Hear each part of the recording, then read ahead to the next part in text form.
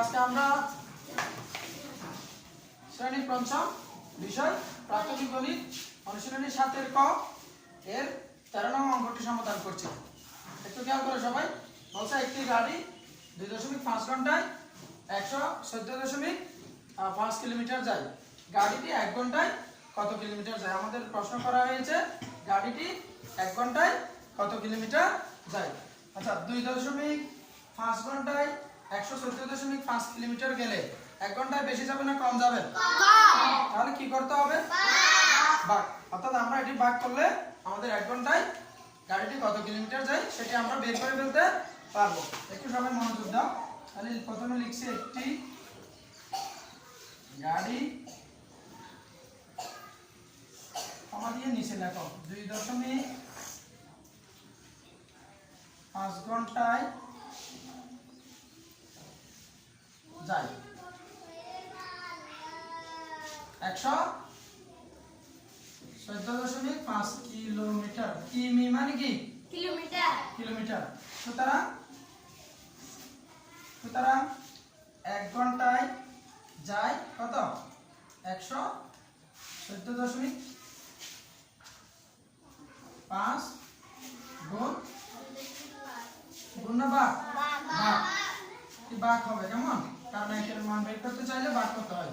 2.5 kilometre. তাহলে এটা আমরা ভাগ করে ফলাফলটা এখানে আনবো। কেমন? সবাই একটু ভালো করে দেখো। যদি আমরা এটাকে ভাগ করতে চাই একটু দেখো সমস্যা। এটা হচ্ছে ভাজ্য। ভাগের আগেরটা কি? ভাজ্য। আর ভাগের পরেরটা হচ্ছে ভাজক। এখন দেখো ভাজ্য দশমিক আছে, ভাজকেও দশমিক আছে। আমরা চাইলে ভাগ করতে পারবো। এটা একটু সমস্যা হচ্ছে না? আমাদেরকে অবশ্যই এটাকে দশমিক মুক্ত করতে হবে, অর্থাৎ ভাজককে দশমিক মুক্ত করতে হবে, অর্থাৎ পূর্ণ সংখ্যায় রূপান্তর করতে হবে। কি করতে হবে? আমরা কিভাবে এটিকে পূর্ণ সংখ্যায় রূপান্তর করব সেটা আমাদেরকে জানতে হবে। কিভাবে আমরা এটিকে কিভাবে আমরা এটিকে দশমিক মুক্ত করতে পারি? এটি বলতে কাকে? ভাজককে। ভাজ্যে দশমিক থাকলে সমস্যা নাই, ভাগ করা যায়, কিন্তু ভাজকে দশমিক থাকলে একটু ভাগ করতে অসুবিধা হয়। তাই আমরা ভাজককে কি করব? দশমিক মুক্ত করব। এটাকে আমরা যদি দশমিক মুক্ত করতে চাই আমাদেরকে প্রথমে চিন্তা করতে হবে এই যে দশমিক আছে, দশমিকের জন্য মনে একটা 1 নাম নিলাম। কত? 1। দশমিকের পরে কয়টি অঙ্ক আছে? একটি। এটার জন্য একটা শূন্য ধরো, তাহলে কত পাওয়া যায়? 1। এবং এটার জন্য 0, তাহলে কত পাওয়া গেল? 10। ওই 10 দিয়ে যদি আমরা গুণ করি, কাকে গুণ করব? ভাজককে না ভাজ্যকে? দুটোকেই করতে হবে।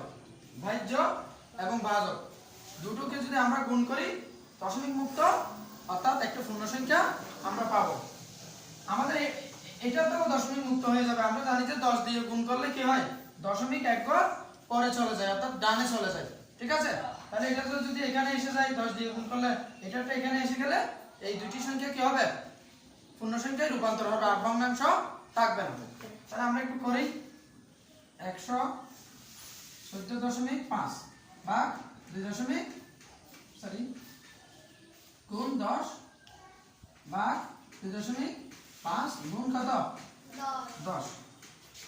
তাহলে আমরা জানি যে 10 দিয়ে কোনো সংখ্যাকে গুণ করলে একটি শূন্য বাড়িয়ে লিখলে হয়। তাহলে এটাকে দশমিক ছাড়া মনে কল্পনা করি। আমরা 10 গুণ করে দেখতে হয় না, সময় নষ্ট করে লাভ নাই, এক শূন্য বাড়ায় লিখলে হবে। এটাকে দশমিক ছাড়া এটাকে দশমিক বাদ দিয়ে লেখো আপাতত। কত? 100। এটা কি না? তাহলে দশমিকের যেহেতু দশমিকের গুণ, তাই একটা শূন্য বাড়াই দিলে হয়ে গেছে গুণফল। তাকে আবার হাফ করবে? হাফ করার দরকার আছে? 10 দিয়ে গুণ করলে এক শূন্য বাড়াই লিখলে হবে। এখন দেখো যেহেতু এটি দশমিকের অঙ্ক, দশমিকের পরে কয় অঙ্ক আছে? 1 অঙ্ক। তাই ওই যে গুণফলে ডান দিক থেকে একবার আগে দশমিক দিলে হবে। ঠিক আছে? তাহলে আমরা কত পেয়েছি? 1145.0। এখন কি আমাদের দশমিক শূন্য এটা লিখতে হবে? ওখানে তো আর কিছু নেই। সুতরাং আমরা ফলাফল লিখবো কত? 1145।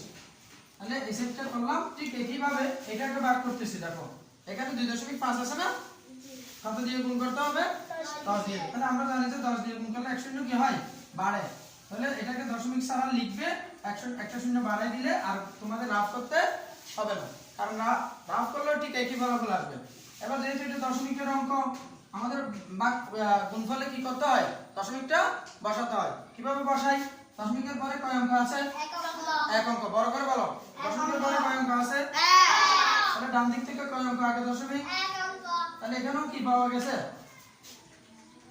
25। অর্থাৎ দশমিক শূন্য এটা আর লিখতে হচ্ছে না। তার মানে কি আমরা দুইটাই কি পেয়ে গেলাম? পূর্ণ সংখ্যা পেয়ে গেছি। এটাও দশমিক মুক্ত, দশমিক না থাকলে আর ভগ্নাংশ নাই। তাহলে দশমিক ছাড়া সংখ্যা হচ্ছে এটাও পূর্ণ সংখ্যা, এটাও পূর্ণ সংখ্যা। এখন আমরা ভাগ করতে পারবো? তাহলে আমরা রাফে ভাগটা করি। বড় করে একটু সবাই খেয়াল করো তো, 25 দিয়ে কাকে ভাগ করব? 1145 কে ভাগ করব, তাই না? একটু সময় মনোযোগ দাও। এক সংখ্যা নিলাম, ভাগ যাচ্ছে না। কেন যাচ্ছে না?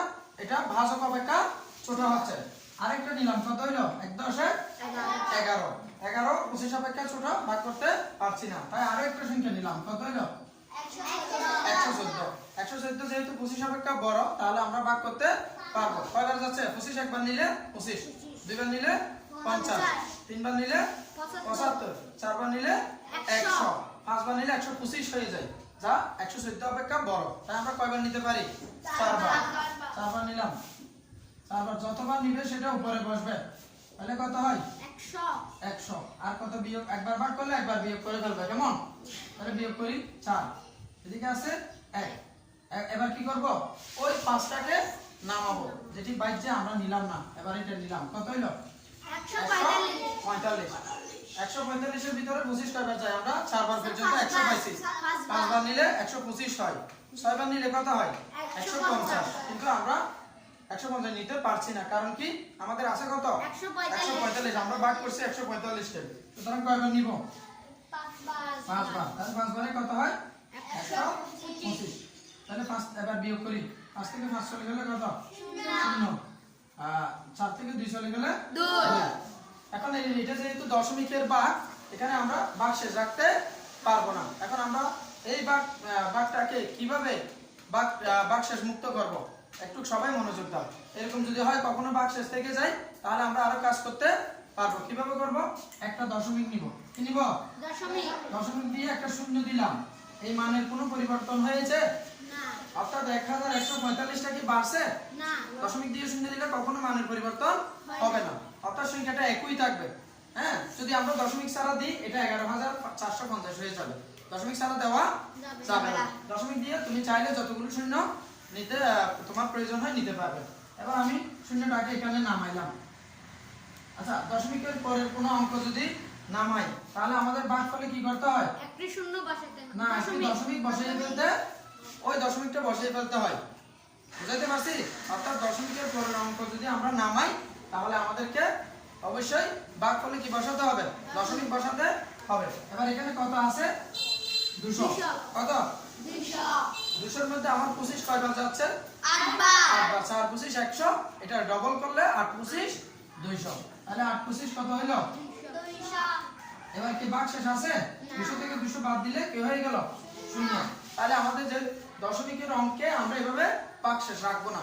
ভাগ শেষটা কিভাবে ছিল কিন্তু কিভাবে তুলে ফেলছি দেখছো তো? অর্থাৎ দশমিক দিয়ে আমি চাইলে আমার যতগুলো শূন্য প্রয়োজন নিতে পারবো, কারণ মানের কোনো পরিবর্তন হয় না। তাহলে আমি কত পাইলাম ভাগফল? 45.8। 45.8। তাহলে আমাদেরকে যে প্রশ্ন করা হয়েছে, গাড়িটি 1 ঘন্টায় কত কিলোমিটার যায়? সুতরাং গাড়িটি 1 ঘন্টায় কত কিলোমিটার যায়? কত জায়গায় এটা বসাই দাও। 45.8। কত জায়গায় কত লিখবো? 45.8। 45.8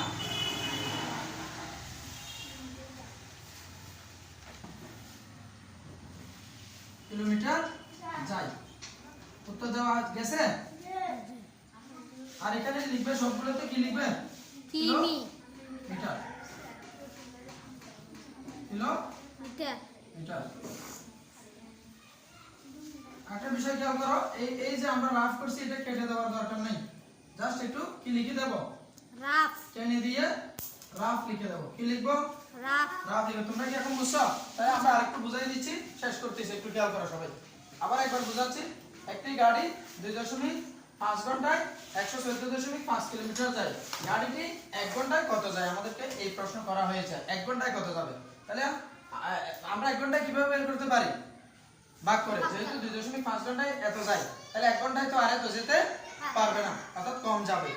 তাহলে আমরা লিখছি একটি গাড়ি 2.5 ঘন্টায় 114.5 কিলোমিটার যায়। তাহলে সুতরাং 1 ঘন্টায় যায় কত?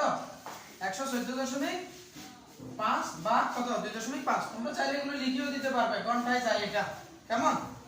যেহেতু উপরে লেখা আছে তাই ডট দিয়ে লিখলাম আর কি। তাহলে দেখো একটু, তাহলে 100 আমাদেরকে ভাজক অবশ্যই বাইরে দশমিক থাকলেও আমরা ভাগ করতে পারি, কিন্তু ভাজকে দশমিক থাকলে আমাদের ভাগ করতে অসুবিধা হয়। বাইরে দশমিক থাকলে আমরা জেনারেল ভাগ করতে পারতাম, কিন্তু ভাজকে দশমিক থাকলে আমাদেরকে কি করতে হয়? দশমিক মুক্ত করতে হয়, অর্থাৎ একটা পূর্ণ সংখ্যায় রূপান্তর করতে হয়। এটা হোক বা না হোক এটা বড় বিষয় না, এটাকে অবশ্যই দশমিক মুক্ত করতে হবে। তাই দশমিক মুক্ত করতে চাইলে আমাদের একটা টেকনিক খাটাতে হয়। দশমিকের পরে দশমিকের যে অঙ্কটি আছে সেটির জন্য মনে মনে 1, এবং এরপরে যত অঙ্ক থাকে তত শূন্য। 1 অঙ্ক থাকলে 1 শূন্য, 2 অঙ্ক থাকলে 2 শূন্য, এভাবে নিতে হয়। কত পাইলাম? কত পাইছি? 10। 10 দিয়ে যদি আমরা ভাজ্যকে এবং ভাজককে গুণ করি, তাহলে দেখা যাচ্ছে যেটা দিয়ে গুণ করব সেটা দিয়ে ভাজ্যকেও গুণ করতে হবে, ভাজককেও গুণ করতে হবে, আবার একটাকে করলে হবে না। তাই 10 দিয়ে যখন এটাকে গুণ করছি কত পাইলাম? 100। 1 অঙ্কের 145। 10 দিয়ে যখন এটাকে গুণ করছি কত পাইছি? 25। তাহলে আবার যখন আমরা 25 দিয়ে এটাকে ভাগ করলাম, ভাগটা বুঝছো কিনা তোমরা? এই যে ভাগটা হচ্ছে সবচেয়ে কঠিন ছিল, আমরা এটা খুব ইজিলি বুঝাই দিয়েছি, কেমন? তাহলে কত পাইলাম? 45.8 কিলোমিটার। সুতরাং গাড়িটি 1 ঘন্টায় কত যায়? 45.8 কিলোমিটার। ধন্যবাদ সবাইকে।